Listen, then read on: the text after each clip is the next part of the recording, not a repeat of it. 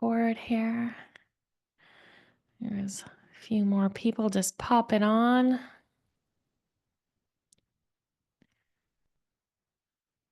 Okay. Welcome. This morning's teaching. I love to teach to what I am witnessing in myself and others in the environment around us so that whatever I teach is hopefully relevant and helpful to you in the moment. And today on, February 5th, 2025, the world is a very different place than it was a couple months ago. There are threats and fear and political unrest, and um, I'm witnessing, a lot of what happens when we are uncertain and when we are afraid. I have been witnessing some conversations on Facebook and all these places, and where there's a lot of political blame. And if somebody did this, then it wouldn't be in this situation, and all of that. And though those comments may be true, to me, it's just completely missing the point. It's missing the point. Uncertainty is an inherent aspect of our existence, folks. It's part of life. And our natural inclination is to seek certainty and to predict and control our surroundings, right? We love when we can do that so that we can feel secure. And when we're faced with unpredictability, like maybe we'll become the 51st state, whether it's like global events or personal challenges, we often respond with fear, which can lead to blame and finger pointing that's directed at leaders and systems and those around us. But it's essential to recognize that like powerlessness is an illusion. This idea that we're powerless, the thing that leads us to need to blame and point fingers, it's a complete illusion. Now, we may not influence external events, but we have the power to choose our reactions, our responses to fear inducing situations. We have the power to be curious instead of judgmental and to treat others with kindness and compassion, even amidst like collective anxiety.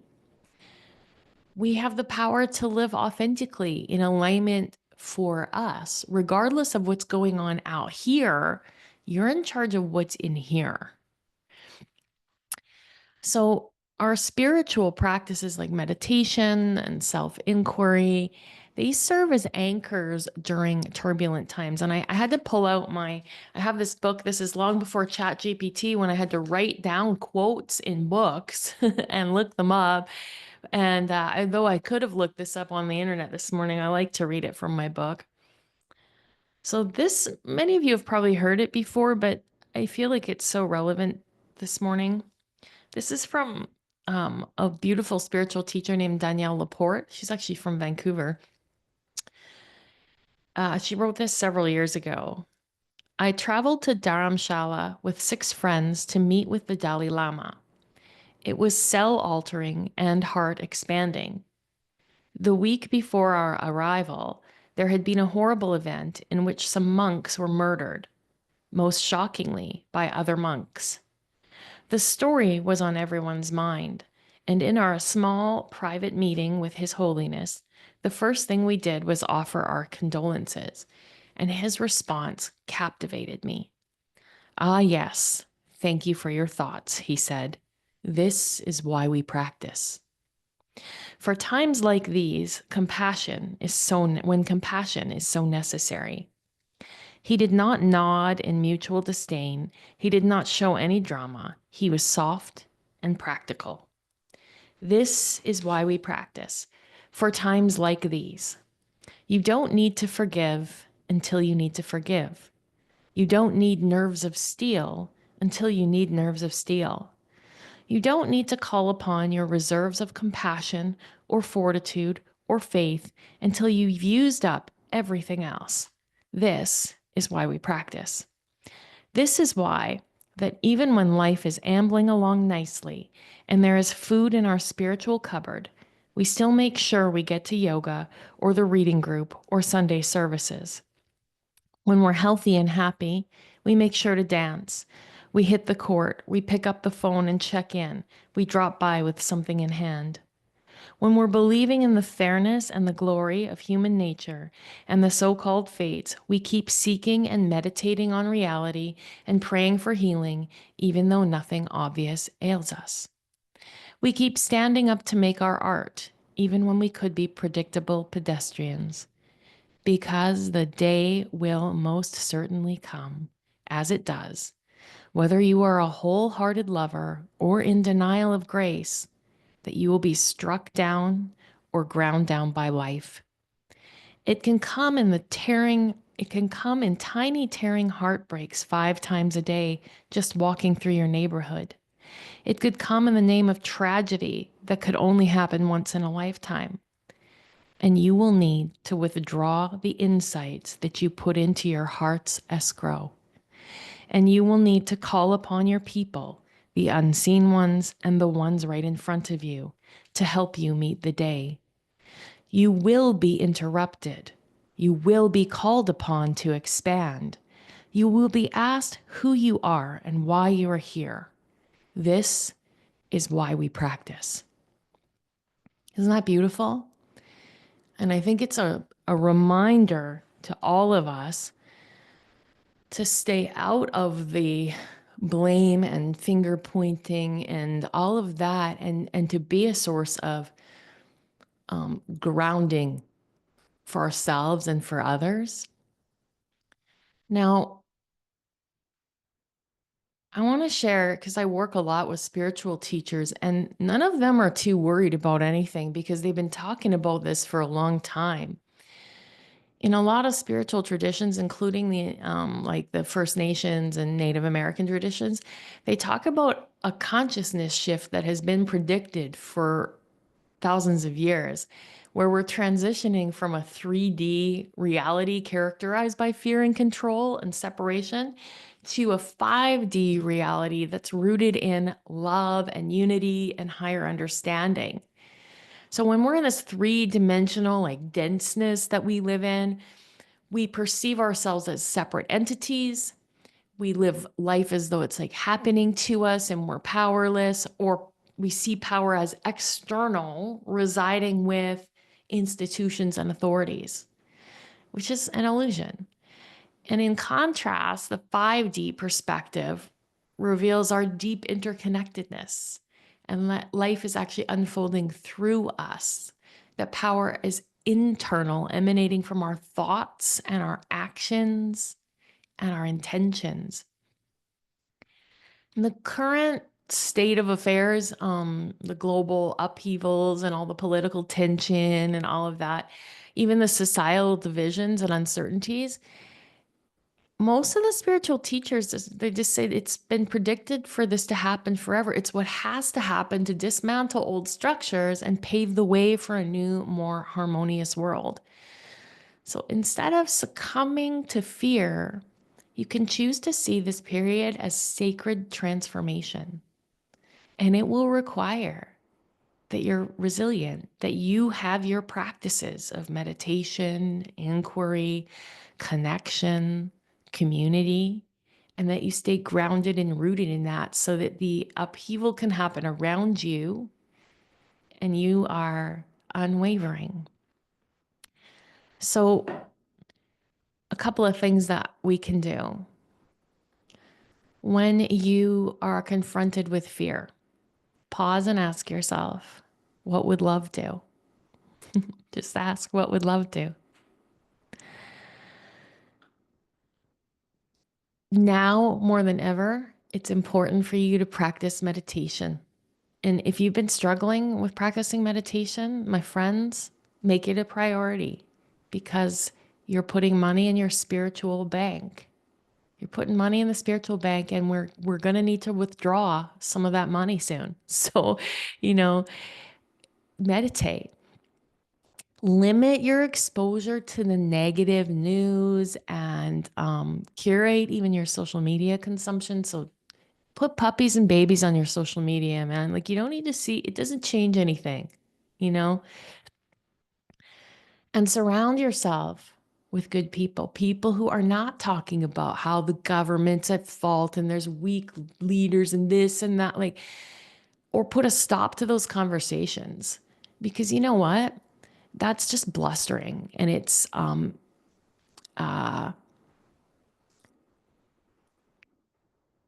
contradicting, not contradicting, it is not helpful to create peace in anyone's life. And those conversations need to happen for the people that are willing to go run for office, for the people that are going to go to the political meetings and actually start to make change. But most of the people doing having those complaints, they're not doing anything about it except pontificating. Don't have it. Don't listen to speak do with love, change the subject. With love, move to a different conversation. Perform small acts of kindness, creating a ripple effect, and invest in fostering community.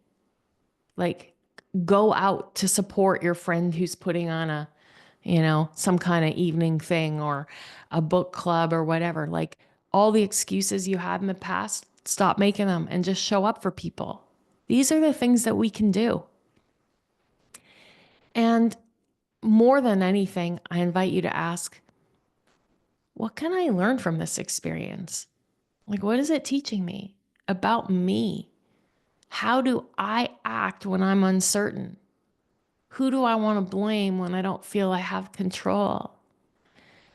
And in that way, we can get into these higher spiritual teachings and the revelations around them that are actually the cause of the ascension from 3D to 5D. So I like none of this is new or you know like news to any of you, but I think it's important for us to recognize that this, we don't just meditate to shrink our amygdala or to be part of a club or whatever. We meditate for resilience. We have gratitude practice to create resilience. We have community and friendships to create resilience. And resilience is our ability to bounce back from difficulty. So now is the time more than ever to invest in your personal and spiritual resilience. So let's meditate. And I have one more reading that I found this morning that I'll share at the end of the meditation from Jeff Brown. So sit up nice and tall.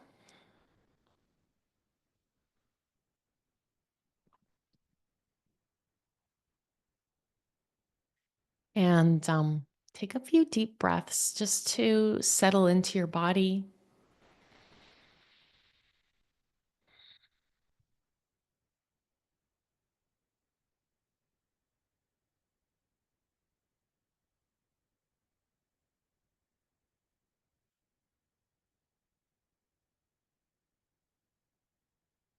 And I want you to imagine that you are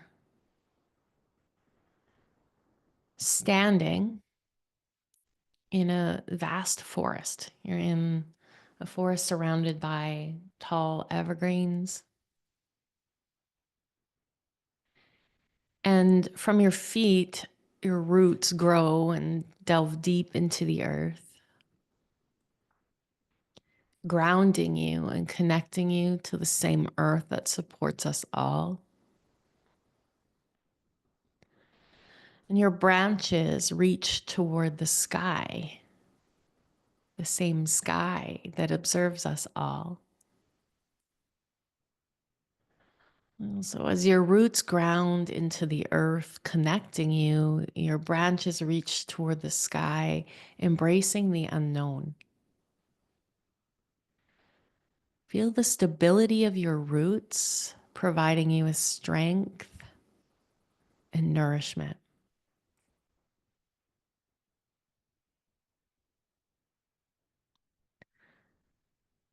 Now put your attention on your breath.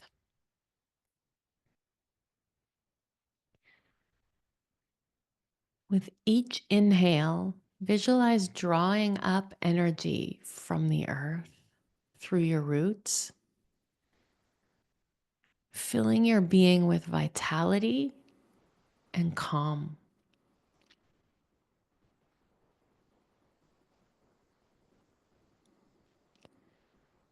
With each exhale, release any fears or doubts and allow them to be transformed by the great Earth Mother. You inhale vitality and calm, and exhale, release fear and doubt.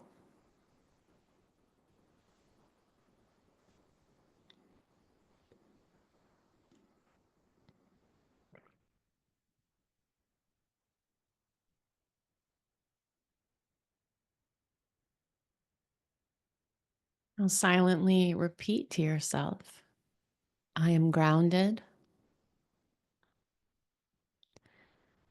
I am resilient,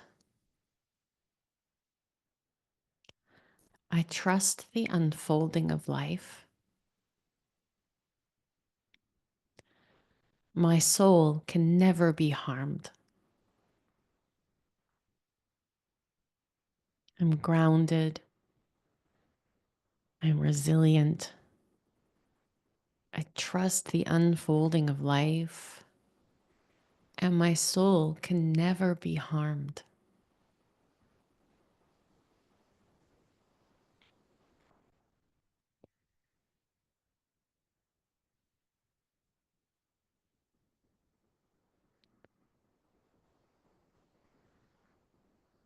Now picture the leaves of your tree or the branches rustling with the winds of change. Instead of resisting, notice how they dance gracefully, adapting to the breeze. The branches don't resist. The foliage doesn't resist. It dances and moves with the winds of change. There may even be some joy in the lack of resistance.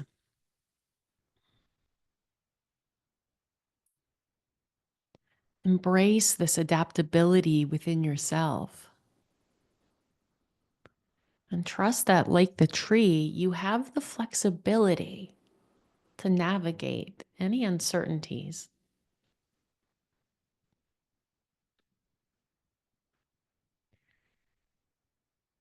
And now visualize the other trees around you, each standing strong, yet interconnected through an underground network of roots. And recognize that while each tree stands independently, they support and share resources with one another.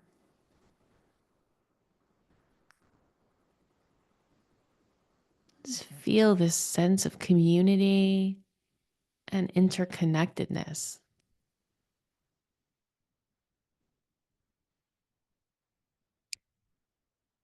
Know that your actions, your kindness, your resilience, your resolve to stay peaceful sends a ripple effect out to all of the trees around you through your root system.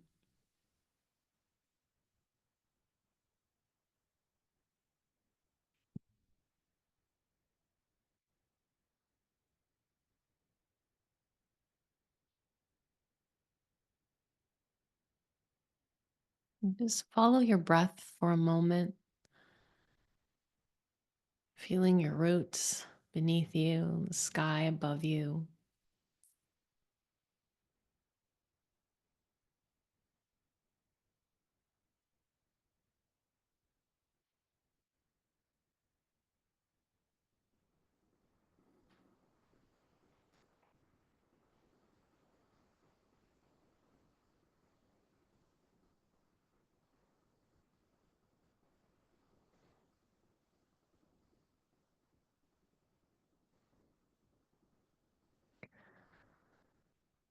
This reading from Jeff Brown will help us close our meditation.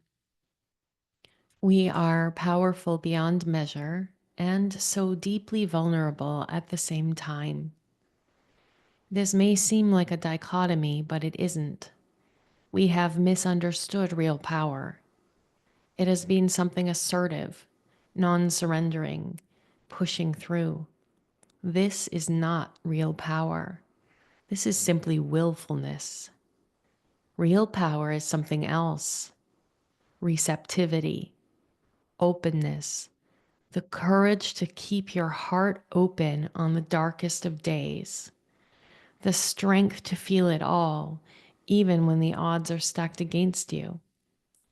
Real power is showing up with your heart on your sleeve and absolutely refusing to waste one moment of your life hidden behind edginess and armor.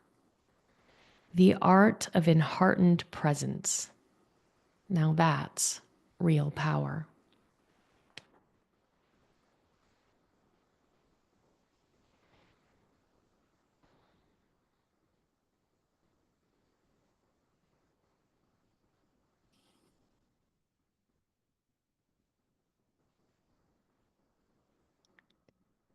Come back to the awareness of your breath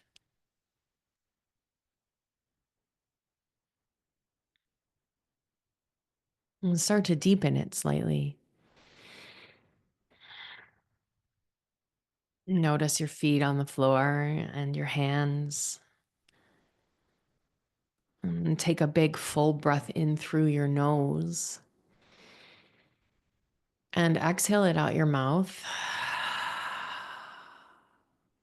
And slowly let your eyes flutter open.